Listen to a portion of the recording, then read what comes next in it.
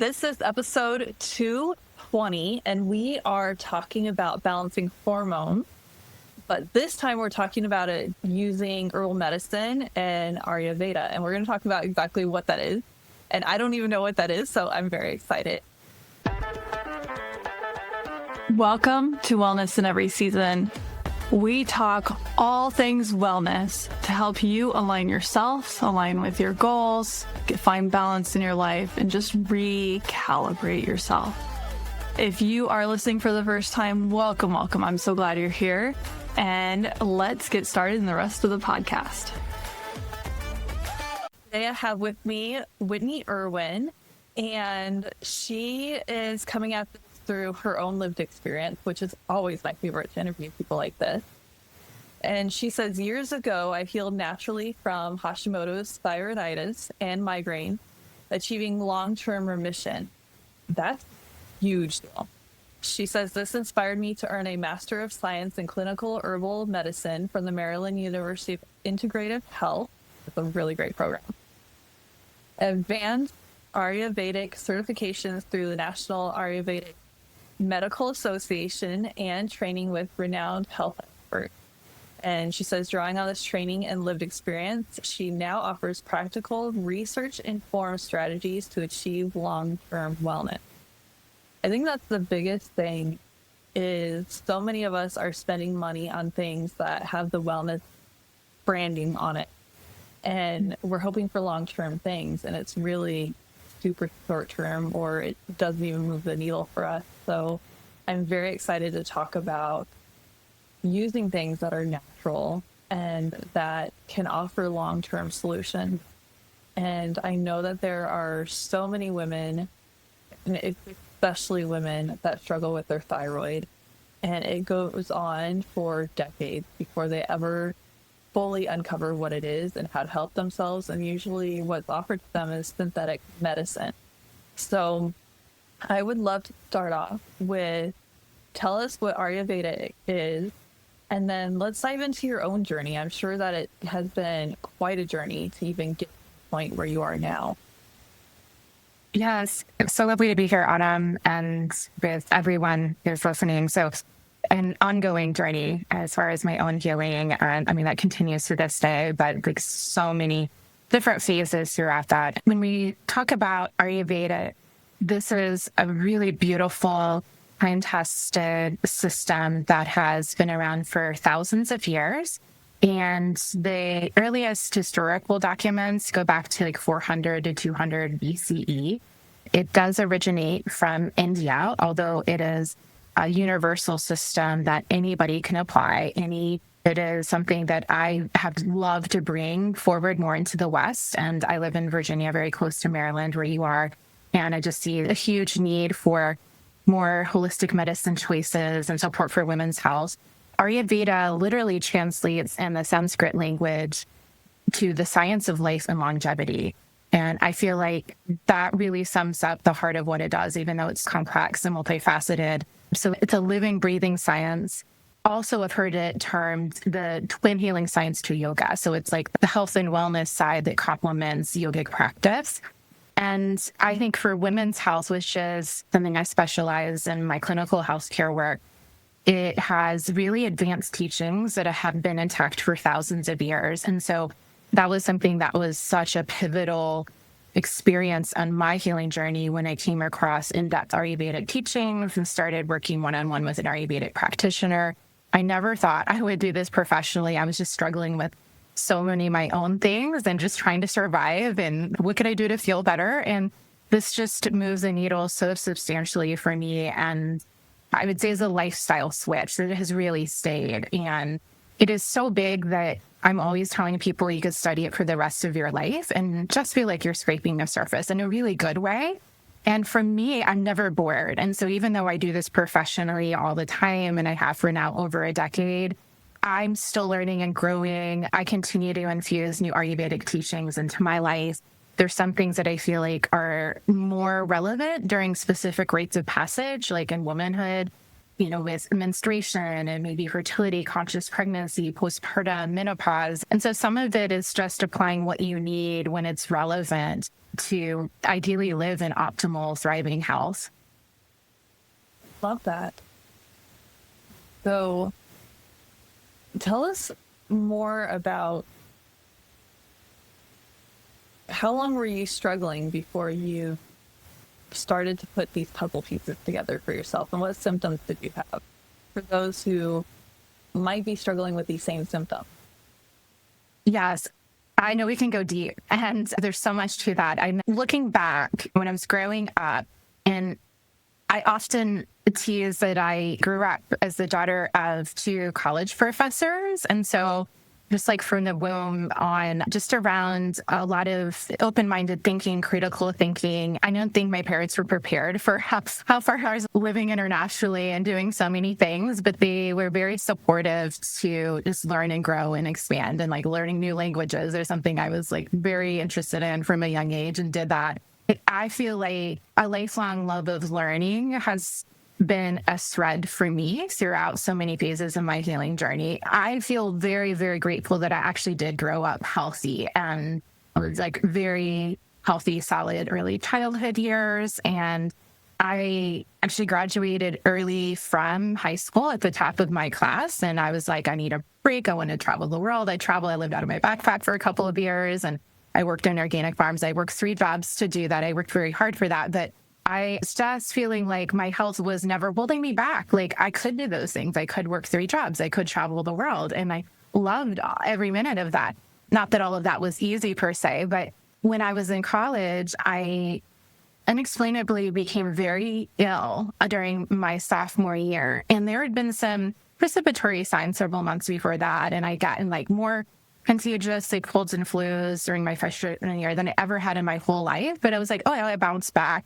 But this was really different, where I had to take medical leave, and it was just so devastating for myself, my family, not really understanding what to do. I was actually at an Ivy League school where they had a medical college right near campus. And even with what you could consider a very high level, sophisticated medical care, nothing really worked for me. I just left feeling horrible, and I felt like the treatments just weren't working in the way I feel like my body could heal. And so that was after that, about 8 years, when I look back, of really struggling and looking for healing and not feeling like I had a lot of good answers. And I mean, certainly everything led to the next step, but I just felt like I had to focus on my health. It was like the universe was kind of redirecting me to that, because I couldn't work or go to school and do the things that I was doing before in the same way. And I did eventually return to doing those things, but I moved to the Southwest, and I kind of serendipitously found the culture of Santa Fe, which is like a holistic health mecca in the United States. And I moved there for college, and was in an amazing degree program. That was a wonderful part of my life, but I still had these health things that were kind of hanging over. And I just was really immersing myself in regular like massage and acupuncture sessions, because I was so widely available in the community. And there were a lot of community clinics when I was in college that offered those services. And I was studying with healers. And then I started to hear messages from healers there. And someone would just assume that I was already a healer. And I was like, you've got to be kidding me. Like, I have so much healing work I need to do. Yeah, but I'm always interested in service. And that was such a huge thing for me, and finding my life purpose, like from a very young age, and wanting to feel fulfilled with what I did in life. And so any way I can do that, that was something that was on the table for me. How can I be of greatest service in this world? But the younger version of me, I felt a lot more lost in that, and kind of like still discovering myself and trying to find more clarity. And so that happened so many times though. And I started to feel like, oh, you're already a body worker. And I was like, no, like I've always loved doing massage, and I've always done that in my family since I was very young. But like, I'm not a massage therapist, right? Like, no. And I just let a public plan mother kind of take me in and tutor me. So I started learning some things on the side. And then I just kept looking for healing, and I kept immersing myself in any new therapy, anything I could do within my own practice. I was already a very serious yogi before all of this unfolded, from the age of 16. thankfully, I'm sure that saved my life actually through all of this. And that was something that kept deepening over time. So I find new yoga teachers to work with. I study with new lineages. So I was trying to implement more lifestyle techniques. But on some level, I really felt held back from being fully confident with my lifestyle until I found Ayurvedic medicine. And so that was in about 8 years later. And that was still a several year healing journey. But I felt like within several months, I had more stability. And it was looking a lot about like daily rituals and really seeing me as having a unique mind body constitutional type and taking the time to really get to know my needs on an individual level, which I feel like is not always the norm with how healthcare practice is like a general one size fits all. And that's, I'm like always on what, like someone in the bell curve that didn't fall into that. And so I was missed so many times. There's so many examples around that I could share. I felt like somebody got me and was like, oh, you're really seeing me for who I am. And you're custom creating recommendations after deep listening. And it's not just this like fad thing, or I don't feel like you're just going on philosophical things. I feel like you're going on evidence-based, timeless wisdom that has been practiced with integrity for thousands of years. And so I felt like a level of just safety in my body applying the practices. It was very helpful beyond just occasional treatments or several hours a day, where it's like starting to infuse into like my whole lifestyle. And I think a lot of those things we could describe in modern terms as nervous system regulating or in stress management techniques. These are things I teach all the time now. And I think there's a lot of depth there where it's like, I think they've been talking about these things for a long time and it's still very, very relevant. And so I feel like my nervous system started healing more. I had some really negative side effects of some things I tried that didn't work, and my body needed healing from that. And so I did some deep cleansing and detoxification. And then I learned how to keep that up as a lifestyle, doing that safely for women's health twice a year. And so I did a lot of GI health work with Ayurvedic medicine, and women identifying is something that just is inherently variable. And so kind of learning how to live with that and tie that into my natural creative cycles. And so some of the specific things, like you highlighted the Hashimoto's as part of my journey, which I was very actually private about. A lot of this I was until I was in clinical practice, like full time for about 6-7 years. And I kept seeing these patterns over and over again. And I kept hearing so many women say how dismissed they were in that they weren't getting the support they needed in other healthcare practices, or like, I was told there's nothing that I can do for my thyroid. Like, you just have to live with that. I'm like, you're like 20 something years old. And I just felt like I was wrong. And I was like, okay, that's great if that's your opinion, but I'm here to tell you that there's 20, 30 things like I could teach you right away to support you. I could never guarantee results or anything, but at least supporting you as best possible. You may have better quality of life and bringing in a true integrative healthcare approach that you can combine with anything else you may choose. Like, just 100% always possible to bring in complementary medicine approaches, which is what I do. And so that was something I just felt like I wanted to speak up a little bit about. Hey, there's actually some stories of people who have been through this and found a lot of sustainable healing through holistic health and Ayurvedic medicine pathways. I love to share that, and I'm here to help you as best possible. So that was something that happened with the Hashimoto, an autoimmune condition, and that is one of my specialties. I see so many cases around that. Some things are true, I think, for all autoimmune conditions, and then very specifically also supporting thyroid health, which is a very common women's health issue. And I looked at doing everything for myself, what feel right, like 100% naturally. So I did a lot with nutrition, functional wellness and health, Ayurvedic herbal medicine. And that's something I've been managing now for a long time. I count the years, at least 6 years where like my thyroid's really good. And I still do a lot of things for preventative health, and I take that very seriously. I've done all of that naturally, and that's been working really well. That says a lot. I want to circle back to the fact that you said it took a while to heal. There's so many times we just want it to do that switch. Now we're all better. And it can be so frustrating when it's not. And when we feel like that needle's not moving at all in our recovery. So tell us a little bit about that, because you've experienced that. I'm sure you've experienced that with your clients. What do you have to say about that part when people are just really stuck? Yes. Well, even though they're Yeah. healing. I never know what it's like to be in anyone else's shoes. Like, just speaking for myself, I can relate to feeling very stuck, like many times and for a long time. And just all the emotions that came with that, which were really uncomfortable. And I mentioned devastating. I'm like to that, and sometimes feeling like I completely bottomed out, like I'm like at rock bottom. And that's a very, very hard place to be. And I also felt like something came out of that was very positive, and just this motivation that never left me, that was looking for more. And I didn't give up ever, that there was some possibility of feeling better and moving forward in a positive way, but I didn't know how that looked like. And I needed a lot of help to get there. I needed people that had a lot more training and mentorship and professionalism to help me. And so I give so much credit to so many people and healers. I still have a team that I work with. That's something I always like to normalize, that conversation. And I think strong women have a strong circle around them.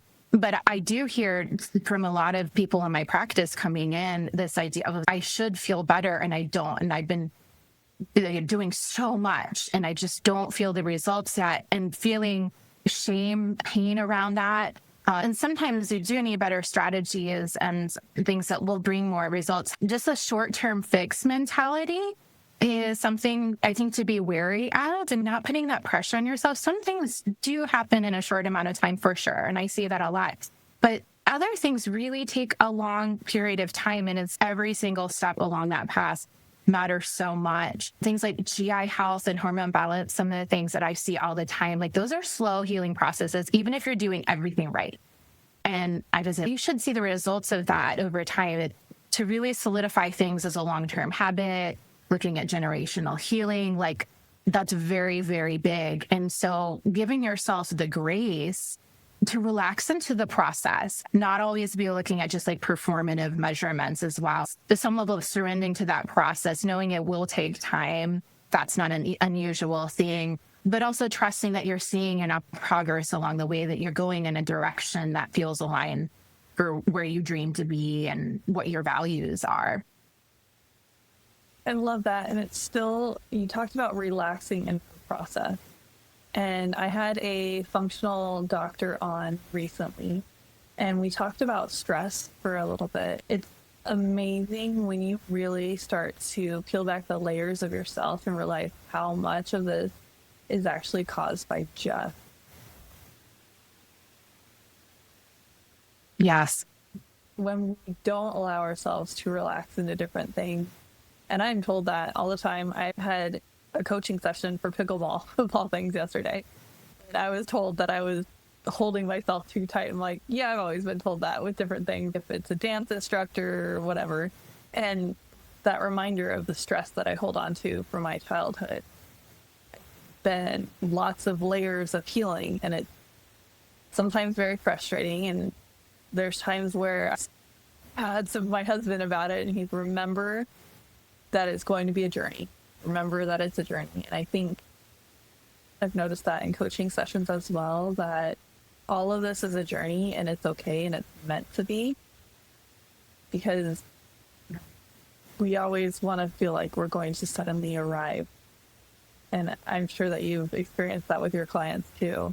And you've experienced that with yourself from what you're talking about. Yes. Yeah. And I do agree with you. It's the ramifications of stress, like on the body, there's so many different ways that can show up beyond just physical health. And I know you're very holistic in your approach, which I love. So just always looking at emotional health, psychological health, how is the state of your environment, all of those things matter and are intimately linked with all these facets of ourselves. And I feel like it's something that I hear a lot is like, well, like I can only focus, this is the big goal right now. And I spend a lot of time with visioning when people come in and, okay, let's get some clarity around where you want to go. And I'm here for you in any way that I can, but I want to make sure that this is all for you. And I'm tuned in to helping you to create those things you don't have at this time that are high priority. And what tends to happen is there's a couple of things that are usually with acute states of health. And that's something when usually people are coming in and be a lot going on, and it's a very complicated, perhaps very overwhelming time. And it's so hard to see beyond that. And so that's what we're laser focused on. And then several months later, other things shift. So some of it is trusting that the process means that some things can't be revealed yet. And it's just staying really present with the now. Like, hey, this is what I most need right now. Not trying to force or pressure like 10 things at one time, or sometimes it's not the right timing for other things. And okay, then getting some level of achievement and stability on those pressing things, which will take time. But once I've had that, I see other things open up, and things like life purpose. My focus is in health and wellness, but I always see that pop up naturally later on. Like when you have more energy and vitality, you have more support for your health, you're feeling better, you just have more life to do other things. And then all of a sudden it's like, I have more time for my creative projects. Like I hear all this, I'm like, I haven't painted in years. Like I haven't done this in years. I stopped dancing a long time ago. And now I'm just doing that again. And I look forward to it. Or now I want to go back to school. And like, I've always wanted to do this program. Or I think I'm going to take that job now. And so it's also that there's so many possibilities right around the process that it can constantly be evolving. And that's a really beautiful thing. So basically you're saying this is an investment in yourself financially as well as health. Yes. Investment in everything. And then what about the people who are saying, I don't know if I have the time or the money for this? What would you say to them? And you're like working in my health practice. Well, that's real, fair. And I have those considerations as well. And I often say it should come back to you exponentially with the time and energy that you're investing and money. And I think with health, especially, I hear consistently that it's priceless. It's like, what is it costing you to stay stuck? What is it costing you for nothing to change and stay? And if that's okay, that's fine, right? There's no judgment here. I'm just here to unconditionally support you. But most of the time people are, I'm really scared to stay here, or I feel like I haven't lost hope for what's next. And knowing that there has to be some investment of time and energy for that to change. And I think especially with exhaustion or burnout, that can feel like something that can hold people back. I don't want this to be the other thing. And so I very strategically work in the beginning about things that are so life-giving. And even it's just like small things and like getting herbs in your system consistently to help restore and rebuild vitality. And so knowing that the very things that you're not committing to might be the very reason you don't have the thing that you want. And then that exponential return over time opens up so many more things. And so if your health is online, like how much more can you work? How much more can you give here? And so it's like, all interconnected. So it sounds like if we're going to stages of change, which not everybody knows what that means, but we have these stages where you have pre-contemplation, where you're not even sure if you want to change it yet. And then contemplation, you know what the problem is. And you're starting to like really grasp what it is on the deep level. And then you're preparing to take action. But it sounds like you have the people that they're so sick of this, that they're just, here's my time and here's my money. Like, let's dig into this. That they are in the preparation and action stage. So the next stages after that would be maintenance and then relapse. Relapse actually is the best stage, because that's when you're like, no, I really want this. And you try and get back again. And it just made sense to me, because I would see people and I'd be like, your life would be so different if you could just change this one thing. And realizing they're not there yet. And we've all had people in our lives where we're like, you could stop the cycle if you just do this. But they're not ready to see it yet. They need to get to that point where they're just sick of it. So my next question, and I know that this can be a little precarious because you don't know all the listeners. I don't know all the listeners, right? So what would be your general advice of like, here's one thing you can do to make yourself better? What would that be? Oh, okay. Yeah, that's a big question for sure. And full respect, everybody's coming in from different places, and I don't know a lot of the ins and outs of so many listeners. So just full respect for everything that you have been doing. to support yourself, and maybe shedding some meaningful new light in this conversation. That's my sincere intention. I would say I'll try to highlight things that I think are missing a lot when people come in and like they've been struggling with a really long time. And I think that you talk a lot about mindfulness and the holistic methodology. So I'm guessing a lot of your listeners have that awareness, because I think mindfulness is really, really important. And I think it's, for women's health, what I see is this underlying lack of self-love that can hold people back from prioritizing self-care. And like, even if we know how wonderful all the things are, this inner psychological block that we need to work through. Sometimes just doing the practices consistently with discipline, like going for a morning walk, which is very helpful for fascial tissue and hormonal balance and regulating your sleep-wake cycles, having mindfulness eating and like slowing down before you eat, like sitting down and chewing your foods, bringing in an afternoon herbal tea, like some of these things like that that can seem simple but are so powerful and so big. And it's like, well, why aren't I taking the 5 or 10 minutes to do that? Like, why can't I slow down? Why aren't I stopping to eat a lunch? And that's just one thing I see a lot. And so just knowing that, I see that a lot within women's health as a common thread. We can be such givers. It's like, let's take care of everybody else first. But when your cup is empty, you don't have anything to pour from, literally. And so if you can see your own essential self-care is just as important as everybody else's, and you are so worthy and valuable of pouring in healing love and energy and light, that is not selfish at all. That's actually very selfless. Yeah. Then I think it opens up the possibility of more consistency in your lifestyle to allow the things, the schedule, to give yourself permission to do that over a long period of time that will generally result in you feeling better. And what a great example you're being to other people around you when they see you doing that. Think about yourself as a grandparent. If you're a mom with young kids, future you're a grandparent. Do you want to see your children neglecting themselves the way that you're neglecting yourself? Or would you like to see them taking a moment to breathe each day and fully enjoy the cup of tea while it's still warm, and to just be breathing it in, feel the steam before it even reaches your lip, feel the heat and feel it all the way go down, all the way to your stomach, and to be able to visualize, like, just fully breathing in that moment and allowing your children to have that space of, you need to go and do that with your toys. You don't need to be under my feet right now. I can hear them running around, and now they're in our bedroom.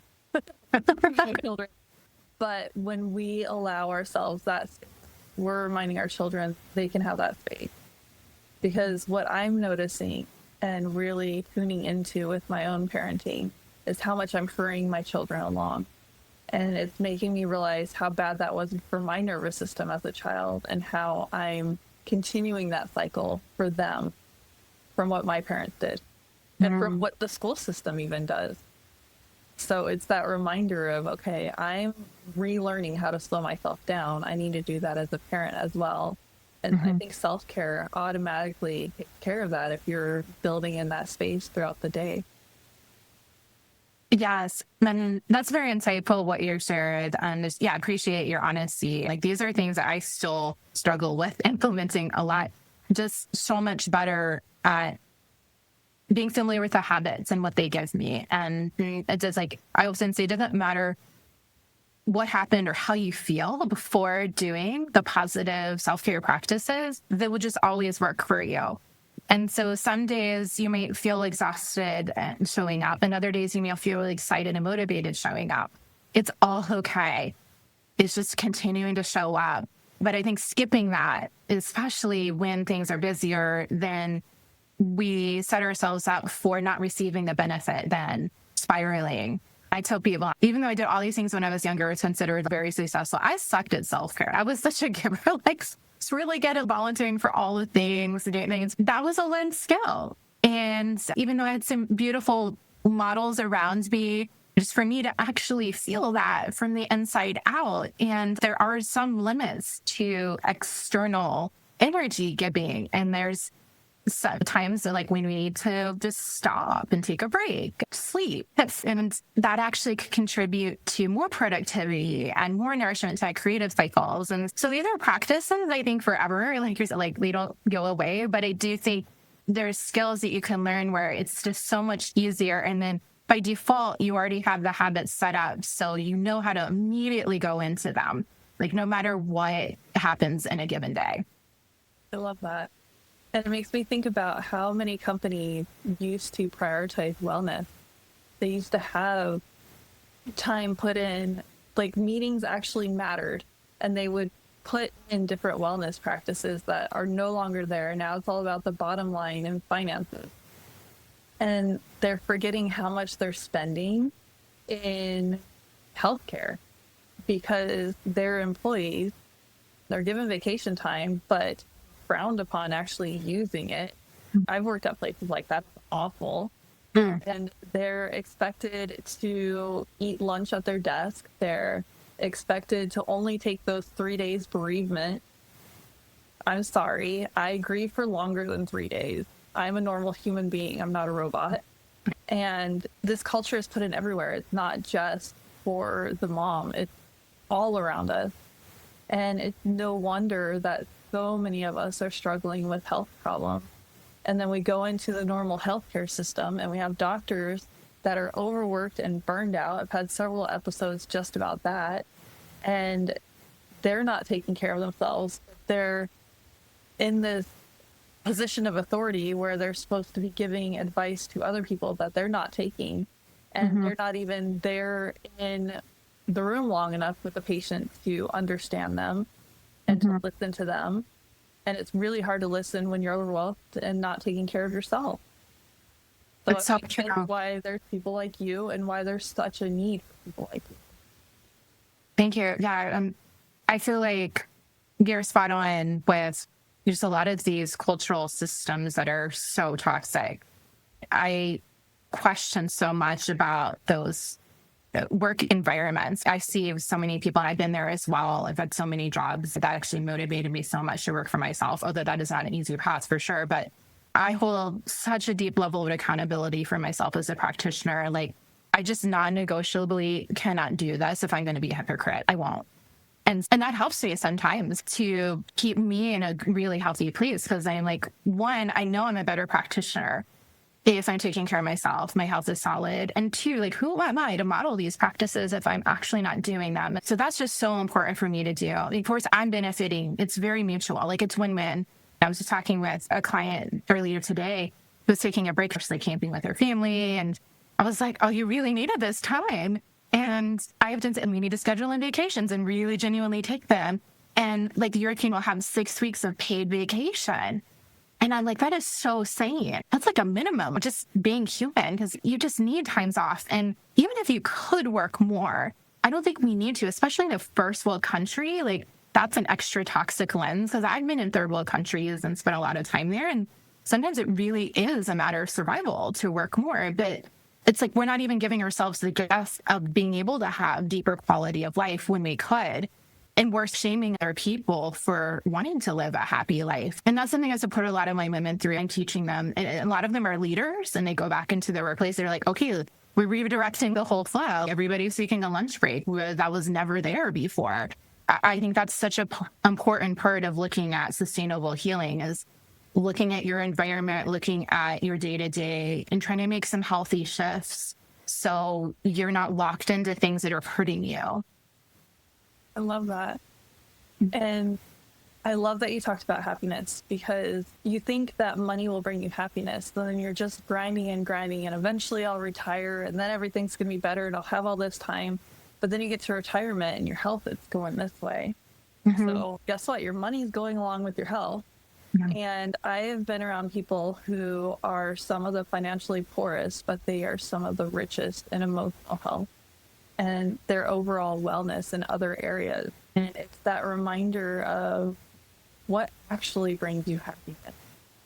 The happiness for me equals peace. for you, what really is happiness, and that happiness that sings throughout your whole body. And do more of that. It's so important. And we look at any kind of research, and that's something I think we recognize as a basic human need. We give ourselves permission to feel happiness and joy. And it's so true what you were saying, that it's not dependent on finances. And we all know people that have a lot of financial means and are really unhealthy and really unhappy. You have to wonder, like, what are we assessing here? Is it success just based on how much you're earning with money? Like, that is very shallow. That's usually not going to generate happiness. Not that you don't need those things, of course, and we all need our basic needs met. But at what point is there a shadow side to that? Definitely, I know people that, in third world countries are very happy. That's actually where I learned to be happy again. I was spending time in Kenya, and I was so happy and healthy. Wow, like, we don't need more material things to feel those things. And that was so important for me to get at a young age. And so I can create my own happiness without a lot. And that's that reminder. And sometimes we need to look at our children to see that. Or other people who are young around us. They don't really need much to be happy and to entertain themselves. Do we need to have all the things? Especially because that thing that you just spent money on, how long is that going to keep you happy or healthy? For those who are like, okay, I'm ready to learn more. What's your website? Where do we find you? Let's lead them on that direction. If they're in a situation where they can't actually look at the description for this podcast episode and click the link, where can they find you? So a website is a really wonderful resource. It's available 24/7, fourseasonsharmony.com. And there's several in-depth free trainings that you can receive immediately. One is 7 steps to creating lasting hormonal health. Another is a video training on 5 holistic secrets to vibrant hormonal balance. A blog. There's a place you can look at what would it look like to do one-on-one work together. I offer a complimentary non-binding breakthrough session for people after they fill out several questions if you're very interested in receiving more in-depth help. And so that's available where you can just talk one-on-one confidentially. There's no expectation to do anything after that, just to see if we're a good fit, talk about your health challenges. I'm on social media. Let's see, my handle, Whitney_4seasonsharmony. I'm on other things more, I would say, but you can find me there too. Perfect. Thank you so much for being on and for sharing your journey. I know that it offers healing, but there's a lot of vulnerability along with it. And I know that there will be so many people who resonate with that, and that will probably be Googling and learning a little bit more about what you talked about. But before you do that, to even try to understand some of the words that we talked about with holistic wellness, go to her website, check her out. It's a better place than Google or than AI right now or ever, because she has done the work in this. She said that she's worked in this for 10 years. And more than that, she was her first client. Always the most important to me when I want to work with somebody is, have they experienced something that I've experienced? So that you can always gain so much more from lived experience than somebody who, it's like going and seeing a gynecologist who's a male versus a female. I will always feel more comfortable with a female because they know what I've experienced, if that makes sense to anybody who's listening. So check her out. This will be a lot of really great information. And if not for you, share it with somebody else who you know is struggling with some of the things that we talked about. Thank you so much, Adam. It's a pleasure to be with you. I feel like you're so like-minded and aligned, and I love what you do. So I'm sure your listeners connect with you. I'm going to get a coaching session soon so I can learn more about how to connect people to your work. I'm so excited. Thank you for having me, and just wishing everyone so much joy, peace, healing, and love on your journey. And that reminder, what you said earlier, you're worth it. Totally. 100%.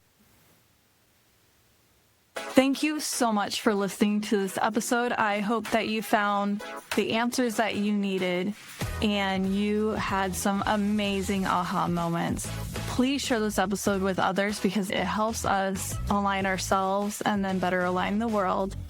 so that we can seek the healing that we really are looking for. As part of the legal language, I am a certified life coach with a bachelor's in applied health. That is what I am leaning on for this. This is general advice. Take it as such. See you in the next episode.